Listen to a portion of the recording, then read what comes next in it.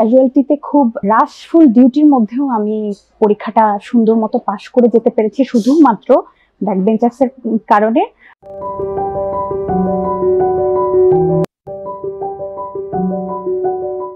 আসসালামু আলাইকুম, আমি ডাক্তার আনিকা ইমনাথ। আমি আমার এমবিবিএস কমপ্লিট করেছি শহীদ সৈয়দী মেডিকেল কলেজ থেকে।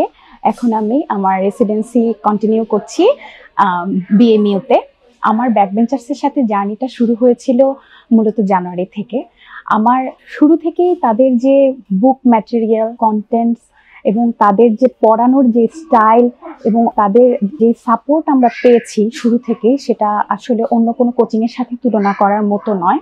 তার বুক ম্যাটেরিয়ালে কিছু কালারফুল জিনিস যেগুলো অ্যাড করা বা একটু কার্টুন দিয়ে অথবা সিনেমার সাথে রিলেট করে যেগুলো অ্যাড করা, সেগুলো যখন অন্যদের মাঝখানে পড়তাম অনেকেই হয়তো জিনিসগুলো নিয়ে খুব হাসাহাসি করতো, কিন্তু এই যে টিপস অ্যান্ড ট্রিক্স, এগুলো আমাদেরকে অনেক বেশি হেল্প করেছে এত ভাস্ট একটা সিলেবাসকে কাভার দিতে এত অল্প সময়ে।